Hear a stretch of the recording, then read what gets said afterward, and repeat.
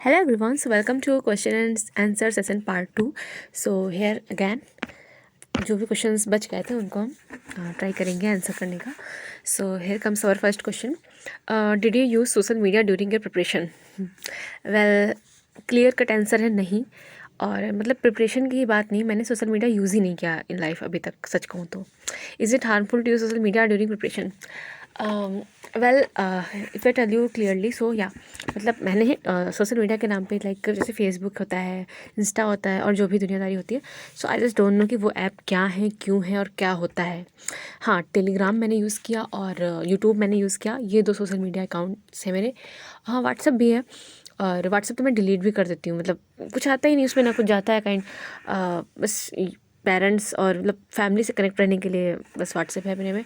और टेलीग्राम मैंने यूज़ किया, बट टेलीग्राम में भी एक चीज़ ये रखी कि मतलब जो वो ग्रुप्स वगैरह होते हैं ना, उनमें मैं नहीं, बिल्कुल नहीं. मैंने अकाउंट बंद ही कर दिया था. एक जो दूसरे अकाउंट से मैं ग्रुप्स वगैरह में थी कुछ, तो मैंने अकाउंट ही वो बंद कर दिया. मैंने सोचा कि नहीं, इसको बंद कर देते हैं. और सच बता रही हूँ, मैंने उसको बंद ही रखा जब तक मेरा ये मतलब पेपर नहीं हो गया मीन्स का.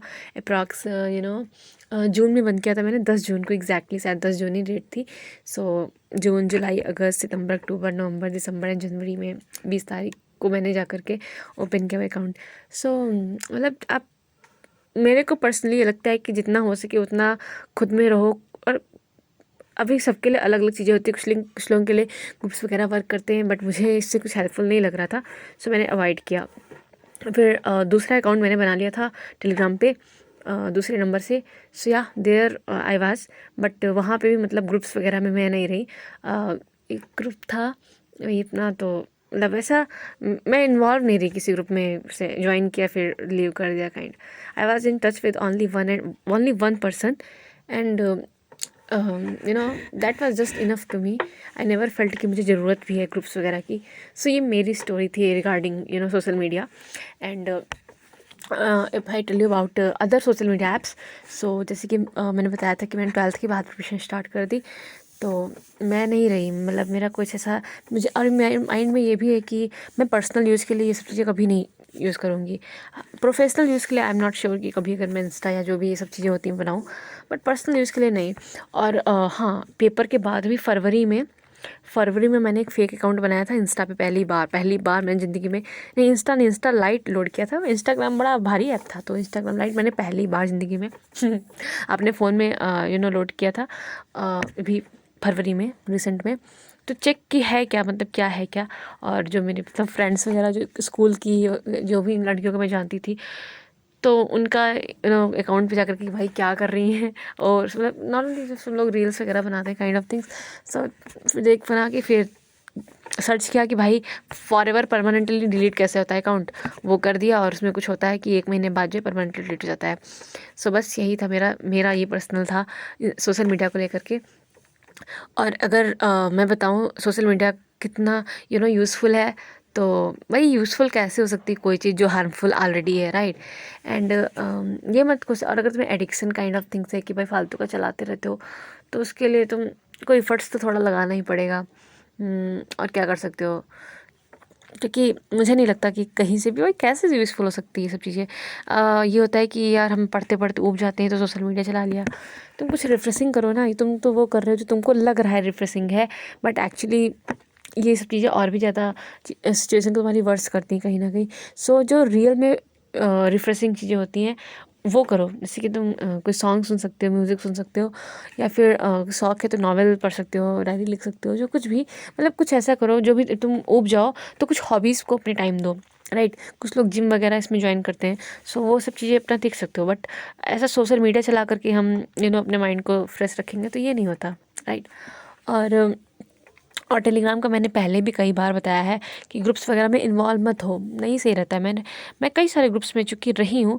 और दिन भर पता नहीं क्या, मतलब चैट चैट चैट चैट चला करती. भाई क्या है, मतलब 10-20 या मतलब 100 लोगों का भी ग्रुप है, उसमें तुम अपने आप को क्या दिखा के क्या हासिल कर लोगे. तो अवॉइड करो, रहो ही मत। सबसे बेस्ट तो ये है कि ग्रुप्स वगैरह में इन्वॉल्व ही मत रहो। लेकिन ये है कि ग्रुप वगैरह में तुम अगर हो भी तो उसमें मतलब 1 या 2 लोगों से अपना आप टच में चले जाओ पर्सनली।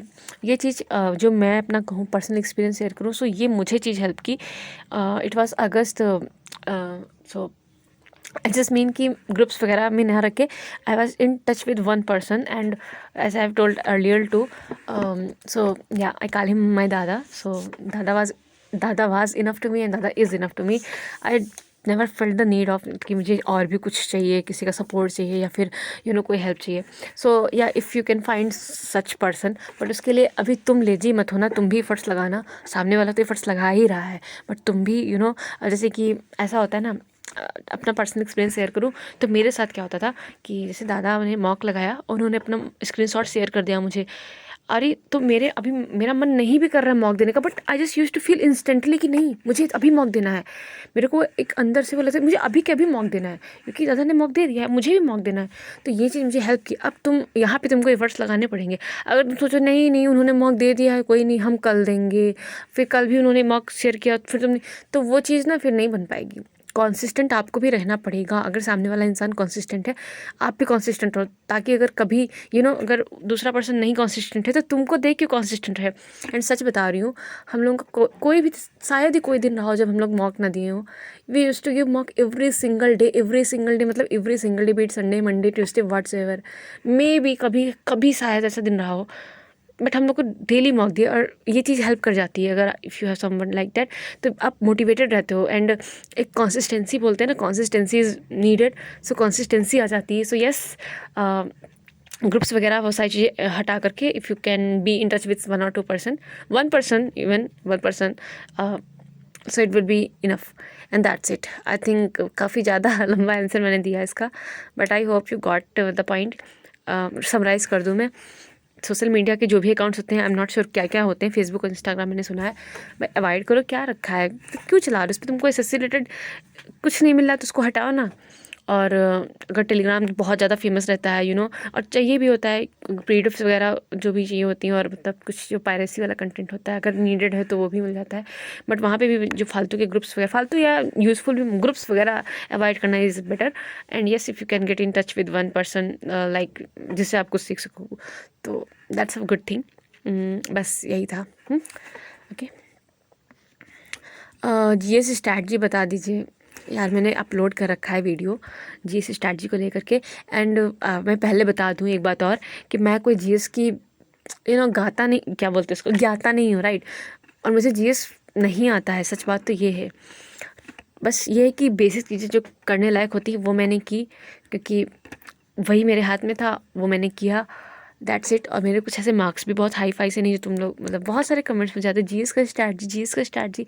और मैंने वीडियो बना भी दिया है जो मुझे चीज़ें हेल्प की और जो हेल्प कर सकती हैं एज एक एस्पिरेंट को, वो सारी चीज़ मैंने जीएस स्ट्रैटेजी वीडियो अपलोड कर दी है। चैनल पे जा करके देखना, या फिर प्लेलिस्ट बना दी है वीडियोज़ फॉर यू करके, उस पर कमेंट भी ऑन रखें इसीलिए क्योंकि वो वीडियो ऑडियंस के लिए हैं।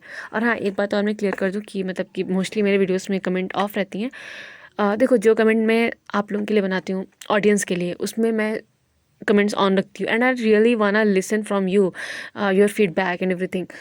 और जिस पे ऑफ है वो बस ऐसे ही पर्सनल यूज़ के लिए, बिकॉज चैनल का मोटिव यही था बनाने के पीछे कि अपना पर्सनल यूज़ के लिए था, अपनी जर्नी रिकॉर्ड करना।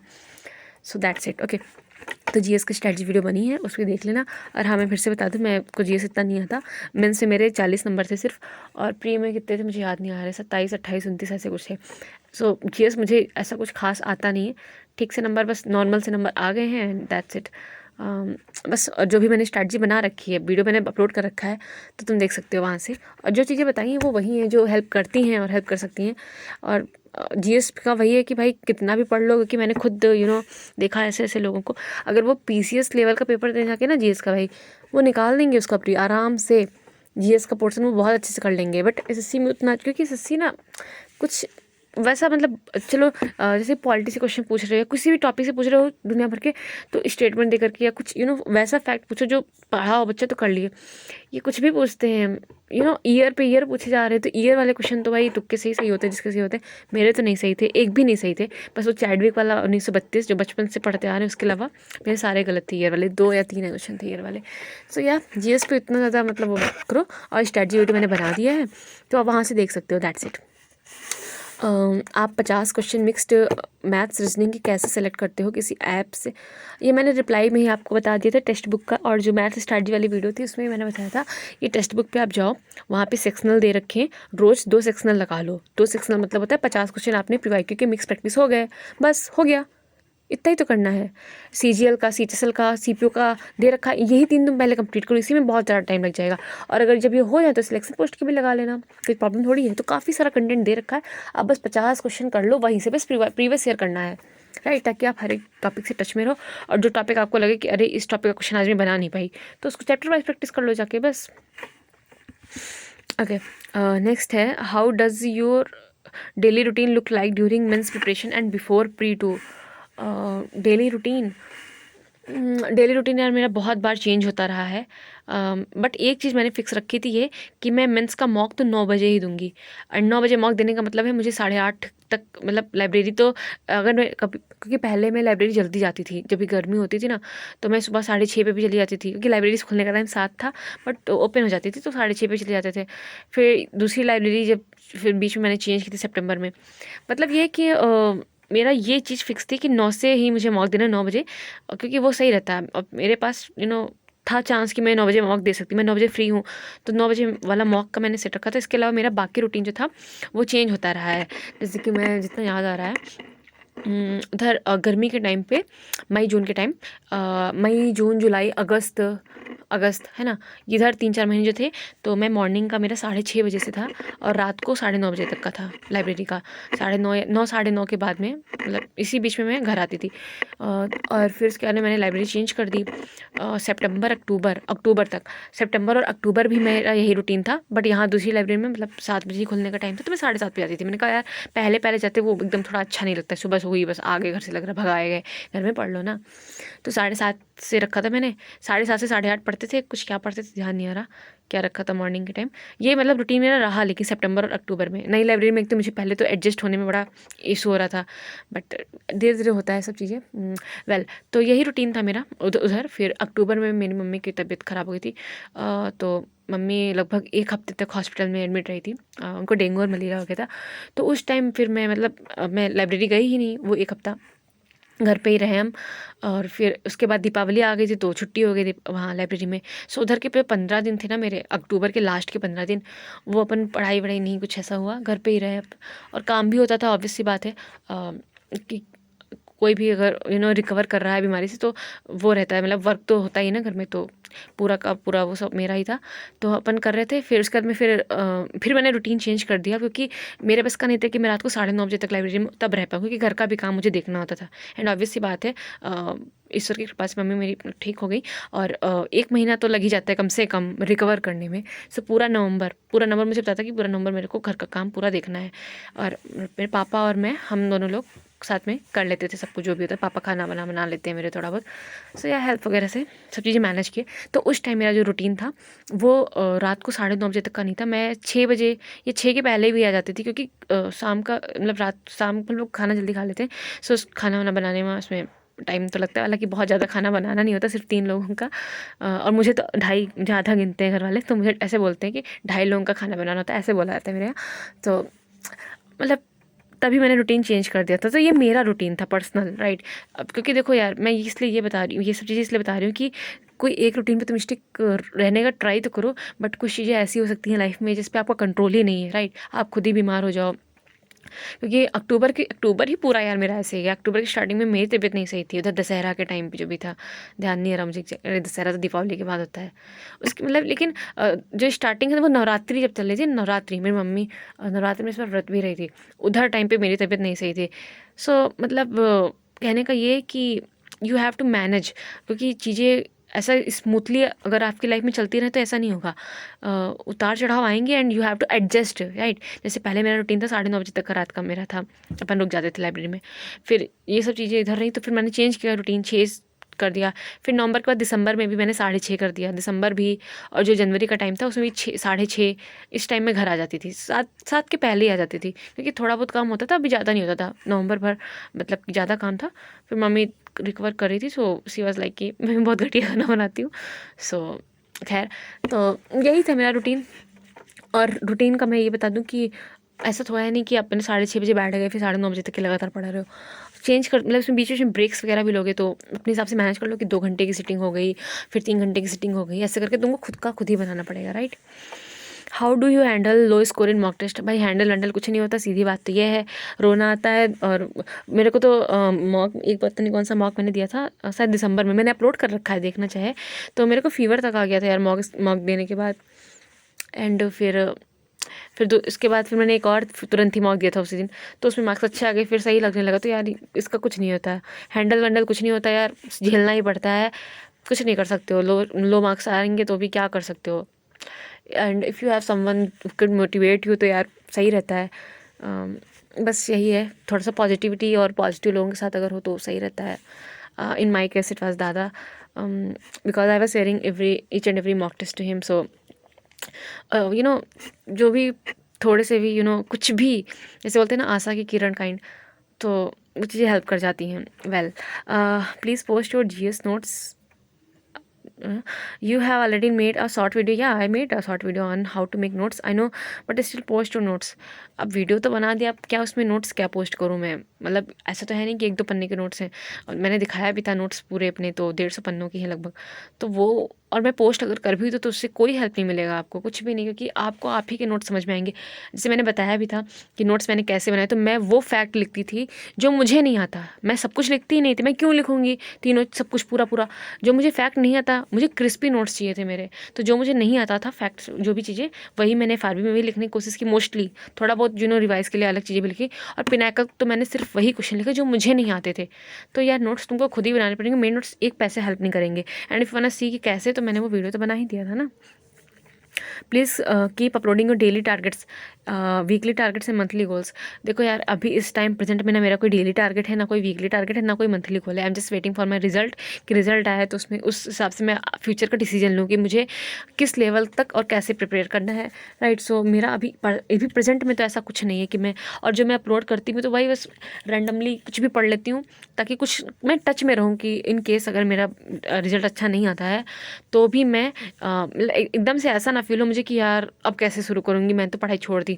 तो बस थोड़ा थोड़ा मैं टच में हूँ, तो इसीलिए 50 क्वेश्चन मैथ का, 50 रीजनिंग का, 50 से 100 क्वेश्चन इंग्लिश का, और इंग्लिश एडिटोरियल क्लास थोड़ा बहुत मैं इतना पढ़ लेती हूँ, ताकि मैं टच में रहूँ सभी सब्जेक्ट्स का। और GS तो मैंने सर थोड़ा अवॉइड किए, बट या स्टिल मतलब थोड़ा थोड़ा टच में रहने के लिए सारे सब्जेक्ट से मिस कर रही हूँ। बाकी ऐसा कुछ खास वैसा टारगेट वगैरह अभी प्रेजेंट में तो नहीं है, बाकी देखते हैं। Hello didi, hi. I cleared all SSC exam prelims but I failed miserably all the mains exam. Okay, देखो इसका सिंपल सा रूल यही है कि लोग बोलते हैं प्री का सिलेबस मेंस का सिलेबस सब सेम होता है। ये सिलेबस सेम होता है, बट अप्रोच अलग अलग होती है। तो उसके लिए सबसे बेस्ट यही रहेगा कि आप मेंस के ज़्यादा से ज़्यादा मॉक लगाओ। And if you are completed syllabus, obviously ऐसे आर सेइंग कि प्रीलिम्स हमेशा क्लियर हो जाता है, तो तुम अभी से मॉक लगाना स्टार्ट कर दो मेंस के, बहुत सही रहेगा, पहले से ही स्टार्ट कर दो। जैसे मैं अपना बताऊं तो हमने लिया था ऑलिव का सब्सक्रिप्शन 1 तारीख को, तो हम स्टार्ट कर दिए थे उसके पहले ही, मतलब कुछ मॉक दे दिए थे टेक्स्ट बुक के, और यहाँ से जो है मेंस के मॉक हम लोग दे रहे थे पहले से ही। ये चीज़ हेल्प करती है, right. How can I handle my such situation? देखो यार, सिचुएशन हैंडल तो करना ही पड़ेगा, दैट्स इट, कुछ नहीं कर सकते इसके अलावा। तो please give me some tips.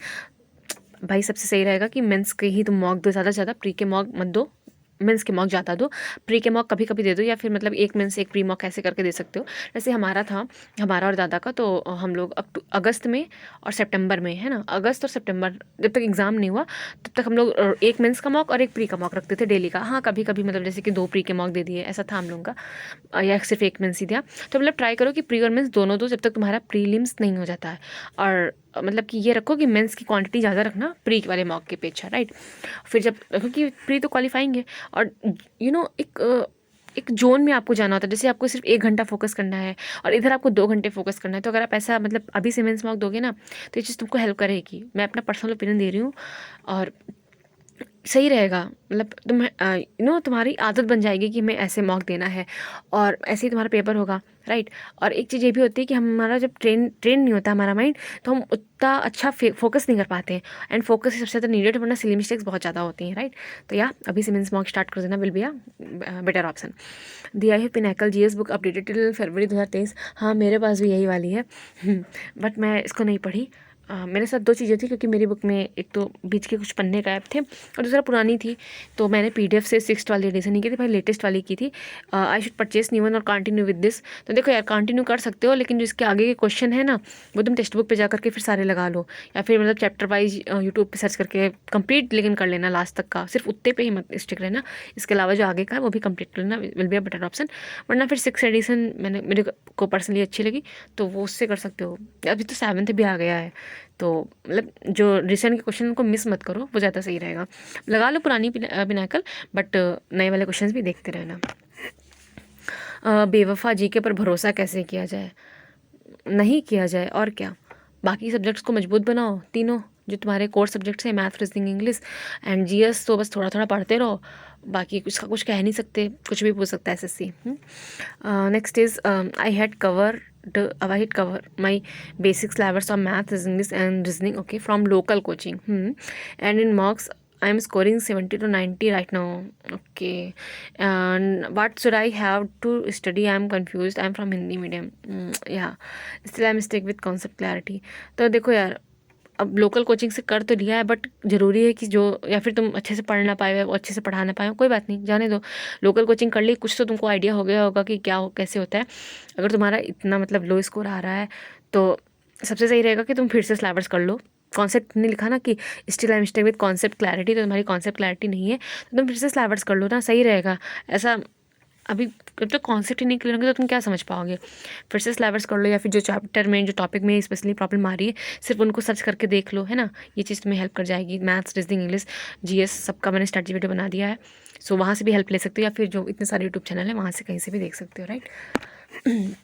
Ma'am my question is how to get 340+ consistently. मैं कैसे बता दूँ, मेरे खुद कभी नहीं आया ऐसे। हाउ वेयर द पेपर्स, भाई मैं नहीं बता सकती, इस क्वेश्चन का आंसर नहीं दे सकती।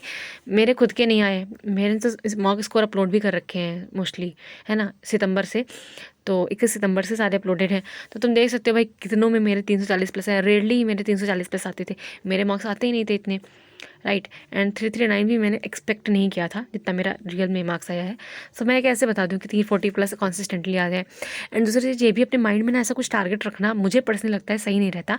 मेरे माइंड में ऐसा कुछ टारगेट मैंने नहीं रखा, कभी नहीं रहता था कि मैक्स से मैक्स स्कोर करना। एक बार मैंने पूछा था दादा को कि माइंड में माइंड सेट कैसा रखें, तो उन्होंने बताया था कि मैक्स से मैक्स स्कोर करने की कोशिश करो, सीरीज कम से कम करने की कोशिश करो।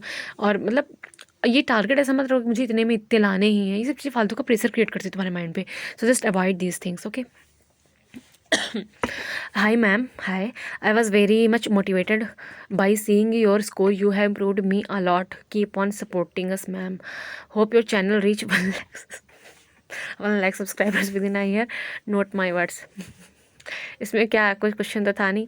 और ये चीज़ बता दूँ कि भाई सब्सक्राइबर्स 1 लाख क्या मतलब 1000 है, सॉरी 1000 है, ये भी रहे या ना रहे, उससे कुछ खास ऐसा फ़र्क पड़ता नहीं, बट ठीक है, अच्छा है। सब्सक्राइबर अगर बढ़ते तो थोड़ा सा फील होता है कि मैं कुछ यूज़फुल कंटेंट दे पा रही हूँ दुनिया को, and that's a good thing.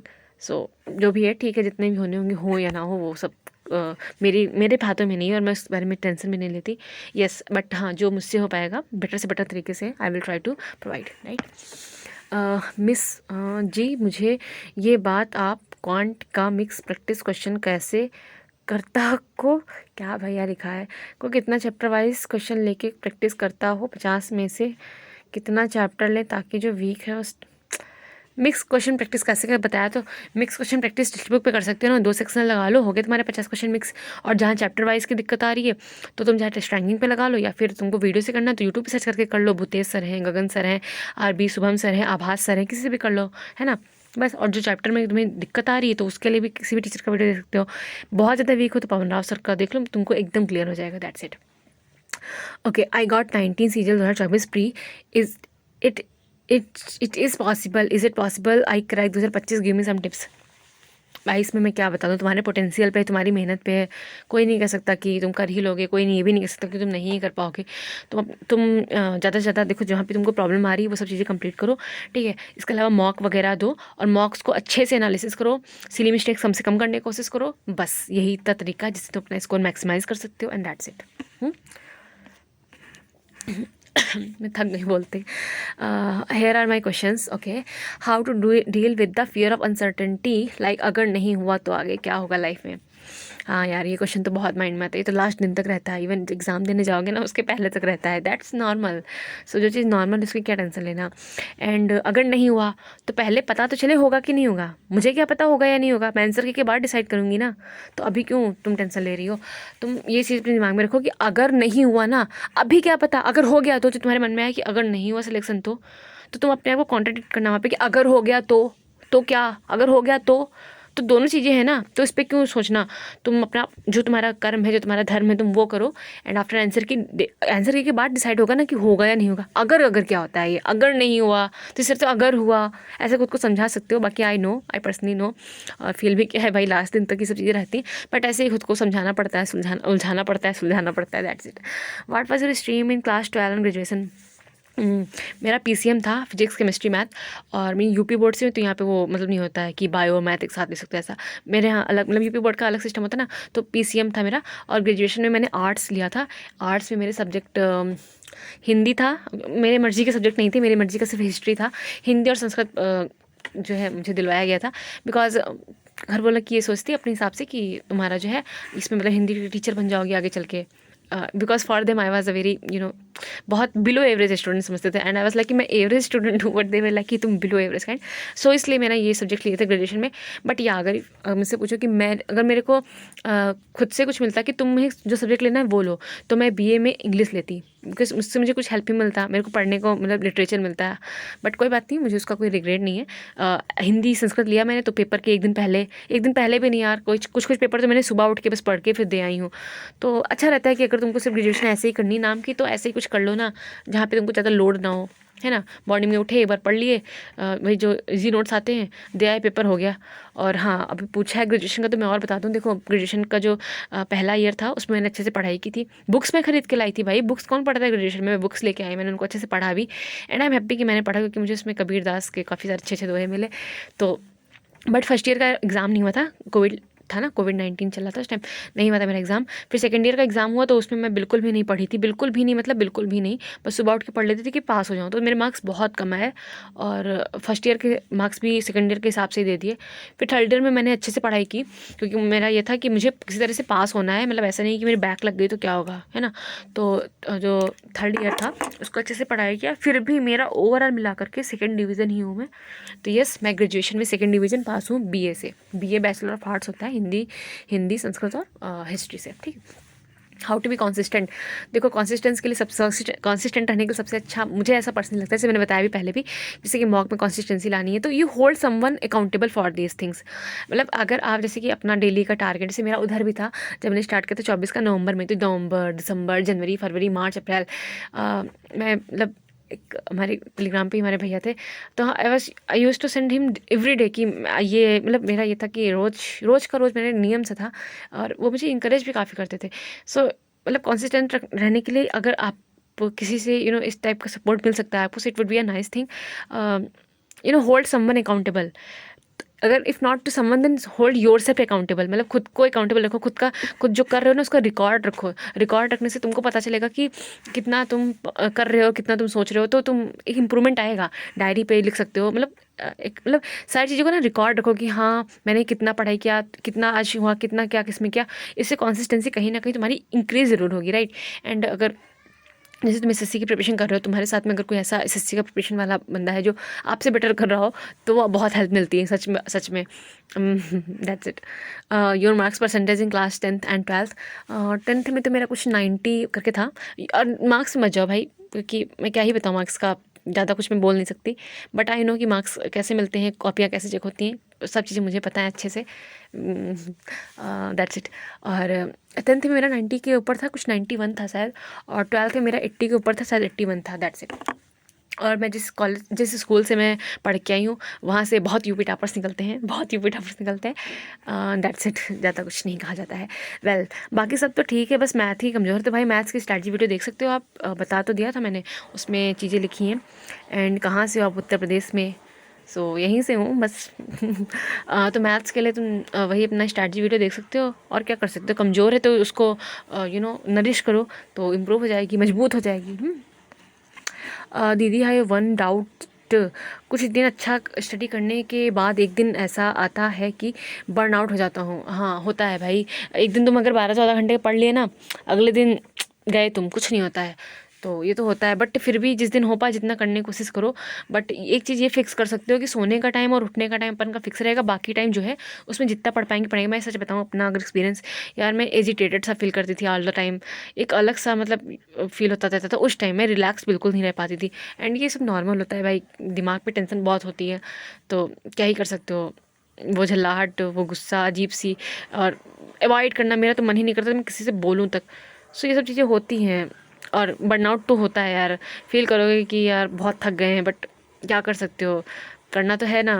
तो ज़्यादा से ज़्यादा करने की कोशिश करो, बट यस इतना फिक्स रखो कि भाई अपन सोएंगे टाइम पे, उठेंगे टाइम पे। स्लीप साइकिल अगर डिस्टर्ब नहीं होगा तो अगले दिन थोड़ा मतलब ऐसा फील नहीं होगा कि एकदम ही कुछ बचा ही नहीं है ना। अगर ऐसा होता है बच्चों का कि एक तो रात पूरी जाग के पढ़ लिए, फिर 2 दिन सो रहे हैं, तो वैसा नहीं। तो फिक्स टाइम रखो अगर सोने का उठने का, तो थोड़ा हेल्प मिल जाएगा। मैम मेरे सिस्टर का 2024 वाला थर्ड अटैम्प्ट था, उसके प्री में 167.5 है और मेंस में सिर्फ 305 ही रह गए। एज भी 25 हो गई है, आगे क्या करें समझ नहीं आ रहा, फाइनेंशियल कंडीशन भी ठीक नहीं है। भाई क्यों इतना क्या टेंशन ले रहे हो कि भाई अगर मतलब वो 167.5 उसके प्री में, कोई बात नहीं, मेंस में 305 रह गए, आप उसको एकदम ना एक साल ऐसा दो कि कोई लोड ही मत दो उसको, बिल्कुल भी लोड मत दो। मतलब जो भी हैं दीदी को बिल्कुल भी लोड मत दीजिए आप उनको, बस ये रखिए कि आप पढ़ो, अच्छे से पढ़ो, और वो अगर उनका पढ़ने का मन है तो आराम से उनको पढ़ने दीजिए, एक साल बहुत अच्छे से पढ़ने दीजिए, और उनके भी लोड मत दीजिए किसी चीज़ का, और उनको भी रिलैक्स करिए कि कोई बात नहीं, एज से क्या होता है। और वैसे भी यू आर अ गर्ल, सो तुम अपनी एज 2 साल कम करके बताओ ना, एज का क्यों टेंशन ले रहे हो, वहाँ एज हो गई 25 तो क्या हुआ, वी आर गर्ल्स राइट। सो उस चीज़ का क्या ही लोड लेना, ठीक है, जो है कागज़ पे है 25, कोई बात नहीं, हम बताएंगे नहीं किसी को, सिंपल है ना। इसका लोड नहीं लेने का, age is doesn't the matter, meme तो देखा होगा ना, age is doesn't the matter, उसका लोड नहीं लेने का। और फाइनेंशियल कंडीशन तो भाई क्या ही कर सकते हो इसके लिए, यही है कि मेहनत कर सकते हो, पढ़ सकते हो। एंड अगर मेरी दीदी होती है तो मैं तो यही कहूँगी कि उनको 1 साल ऐसे अच्छे से पढ़ने दो, बहुत अच्छे से पढ़ने दो, बिकॉज पोटेंशियल तो है। और सब चीज़ें मैं कैसे इतना बता सकती हूँ, बट यस अगर मैं अपना पर्सनल ओपिनियन दूँ, सो यस उनको एकदम उनके माइंड को थोड़ा रिलैक्स रहने दो ज़्यादा से ज़्यादा, क्योंकि रिलैक्स होकर के अगर इंसान पेपर देगा तो बेटर परफॉर्म करके आएगा, दैट्स इट। ओके, और इसका टेंशन नहीं लेते, एज का क्या होता है, एज से क्या होता है, एज है तो है क्या, उससे क्या फ़र्क पड़ता है। सीज थाला यार, 2 और 5 डिस्टेंस हम 7 हुआ है ना, उसका टेंशन नहीं लेने का, ठीक है, जो एज है सो है, बेस्ट करिए, दैट्स इट। और टेंशन का क्या ही भाई, समझ सकती हूँ, सोसाइटल प्रेशर भी होता है काफ़ी सारा मैरिज वगैरह को लेकर के, but you just have to go through it, that's it यार। Okay, so my question, when we are completing the course and syllabus, how to approach exam and mock? 90% of time feel I will demotivated, procrastinating and delaying the syllabus, and how to focus daily, and some real exam tips.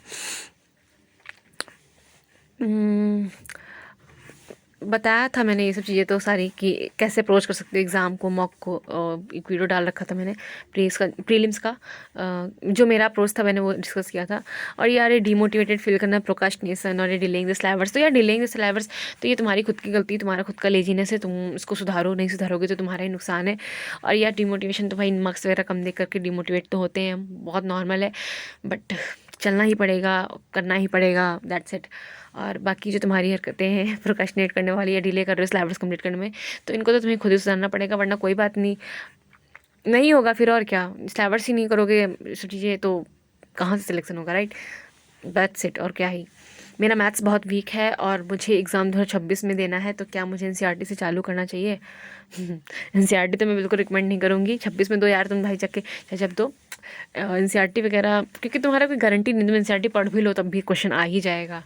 तो इतना ज़्यादा GS पे focus करना, मतलब बाकी subjects पे focus करो, बाकी तीनों सब्जेक्ट बहुत अच्छे हो जाएं तब तुम जीएस का जो मन है वो करना, बस यही इतना था। ओके, सो बस इतना ही था and that's it, thank you.